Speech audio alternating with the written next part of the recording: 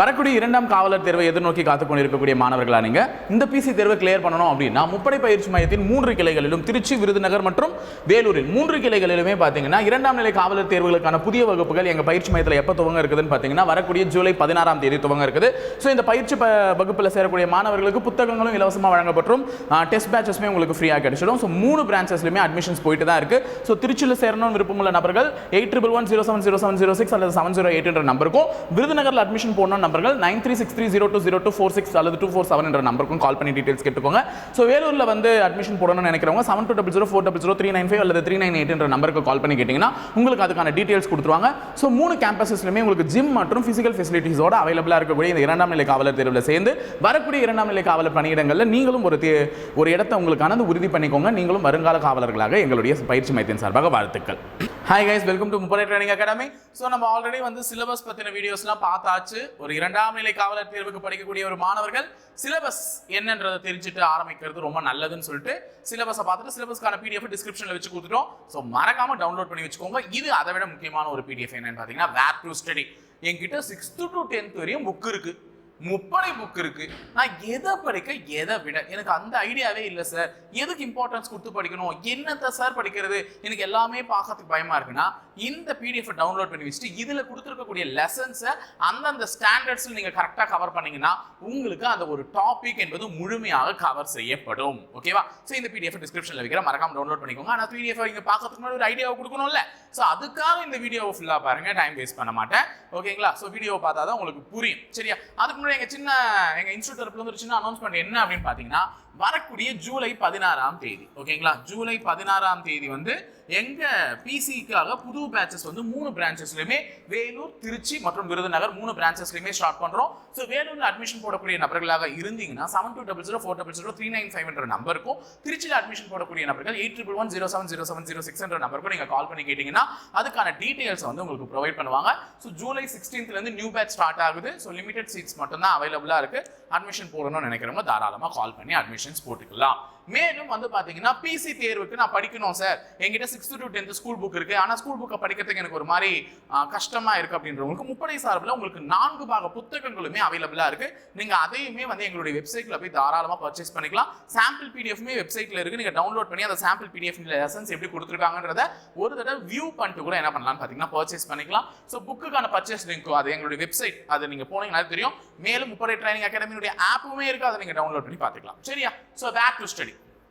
இப்போ நான் போலாம். மேலே பார்க்கும் போதே உடனே சார் என்ன சார் தாவேகா கட்சியா அப்படின்னு வந்துடாதீங்க. ஸோ தாவேகா தான், நீங்க சொல்லனாலும் இதுவும் தாவேகா தான். என்ன சார் தாவேகானா தமிழகத்தில் வெற்றி பெற போகும் காவலர்கள். அதுதான் இந்த வேர் டு ஸ்டடியை படிக்கிறவங்களுக்கு தமிழகத்தில் வெற்றி பெற போகும் காவலர்கள் அப்படின்றத லிங்க் பண்ணியிருக்கேன். ஸோ அதுக்காக தான் தாவேகா கட்சியினுடைய கொடியினுடைய நிறத்தையே நம்ம வச்சிருக்கோம். ஓகேங்களா? தமிழகத்தில் வெற்றி பெற போகும் காவலர்கள் பார்த்துடலாமா என்னன்ட்டு. சரி, இப்போ நமக்கு இந்த ஃபர்ஸ்ட் நாங்க சயின்ஸ்ல இருந்து தான் பிடிஎஃப் கொடுத்துருக்கோம். வேர் டு ஸ்டடி இயற்பியல்ல நான் முதல்ல சப்ஜெக்ட் வைஸா பிரிச்சு கொடுத்துருக்கேன். இந்த வேர் டு ஸ்டடி பிடிஎஃப் நீ இப்போ எடுத்தோடனே ஏனோ தானோலாம் அப்ரோச் பண்ணிடக்கூடாது. இங்க லெசன்ஸ் பாருங்க. ஃபர்ஸ்ட் லெசன் என்ன கொடுத்துருக்கோம்? அளவீடுகள், மெஷர்மெண்ட்ஸ். ரெண்டாவது விசை மற்றும் இயக்கம், ஃபோர்ஸ் அண்ட் மோஷன். அடுத்தது எலக்ட்ரிசிட்டி, மின்சாரம். நெக்ஸ்ட் ஒலி, லைட், ஒலி, சவுண்ட், வெப்பம், ஹீட். ஸோ அண்டம், அணுக்கரு இயற்பியல். ஸோ இது எல்லாமே தெளிவா கொடுக்கப்பட்டிருக்கு. சரியா? இத்தனை லெசன் தான் பிசிக்ஸ்ல இருக்கு. நீ 6th to 10th வரையும் அலசி ஆராய்ஞ்சா இவங்க தான் இருக்காங்க. இவங்கள நீ படிக்கும் போது யாருக்கு இம்பார்ட்டன்ஸ் கொடுக்கணும், யாருக்கு இம்பார்ட்டன்ஸ் கொடுத்து படிக்கணும்ன்றதான் சொல்லப்பட்டிருக்கு. இப்ப அளவீடுகள், மேக்ஸ், மெஷர்மெண்ட்ஸ் எடுத்துக்கிட்டீங்கன்னா 6th ஸ்டாண்டர்ட்ல ஃபர்ஸ்ட் லெசனை படிக்கணும். 6th ஸ்டாண்டர்ட்ல ஃபர்ஸ்ட் லெசன். அப்போ 6ஆம் வகுப்பு புத்தகம் எடுத்துட்டீங்கன்னா அறிவியல் இருக்கக்கூடிய முதல் பாடத்தை படிக்கணும். 7ஆம் வகுப்பு புத்தகத்திலையும் ஃபர்ஸ்ட் லெசன் படிக்கணும். 8ஆம் வகுப்பு புத்தகத்திலையும் ஃபர்ஸ்ட் லெசன் படிக்கணும். 9ஆம் வகுப்பு புத்தகத்திலையும் ஃபர்ஸ்ட் லெசன் படிக்கணும். 10ஆம் வகுப்புல அளவீடுகள் பாடப்பிரிவு இல்ல.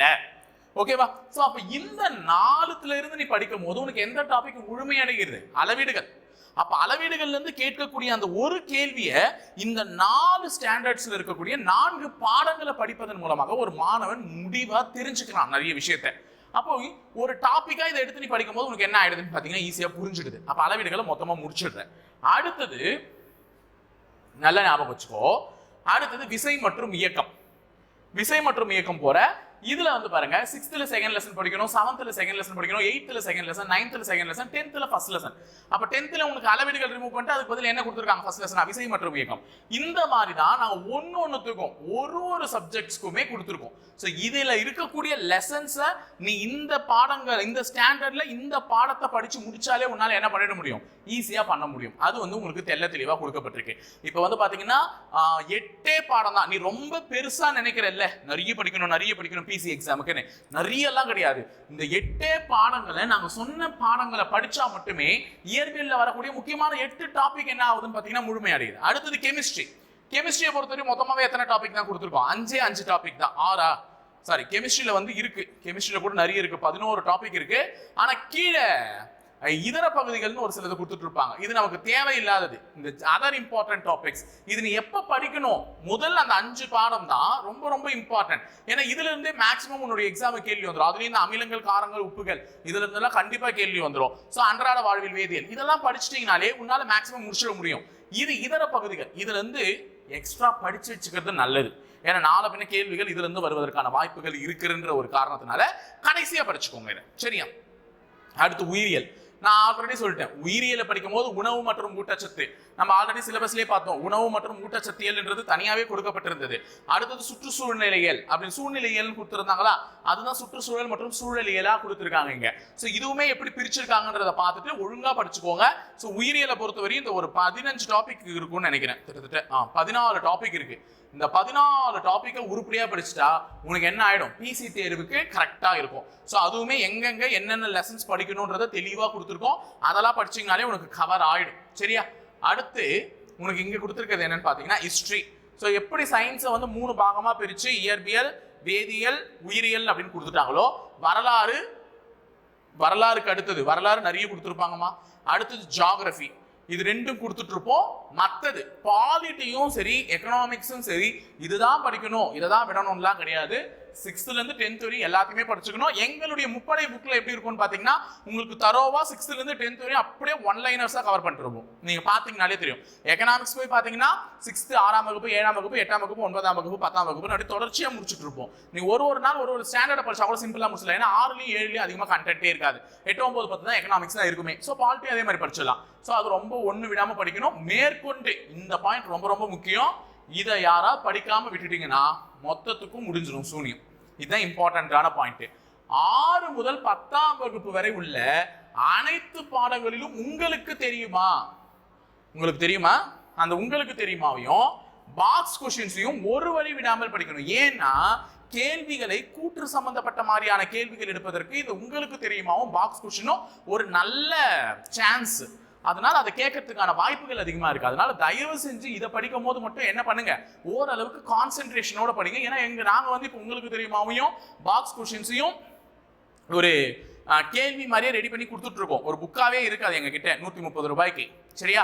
அந்த புக்கை தனியா வாங்குறவங்களும் வாங்கி படிச்சுக்கலாம், இல்லையா உங்களுக்கு காம்போ பேக்ல அந்த புக்கே இருக்கும். ஸோ அட்டென்ட் பண்ணி படிச்சுக்கிறவங்களும் படிச்சுக்கலாம். ஸோ ஒரு ஐடியா இல்லாம படிக்காதீங்க. இது வெரி வெரி இம்பார்ட்டன்ட். உங்களுக்கு தெரியுமா பாக்ஸ் கொஸ்டின் படிச்சீங்கன்னா நீங்க அட்டென்ட் பண்ணக்கூடிய ஒரு 45 கேள்வியில ஒரு 15ல இருந்து ஒரு 18 கேள்வியாவது அதை சார்ந்துதான் வரப்போதே அந்த பாக்ஸ் கொஸ்டின்ஸ். ஏன்னா இந்த உங்களுக்கு தெரியுமா பாக்ஸ் கொஸ்டின் எல்லா சப்ஜெக்ட்லயும் இருக்கு.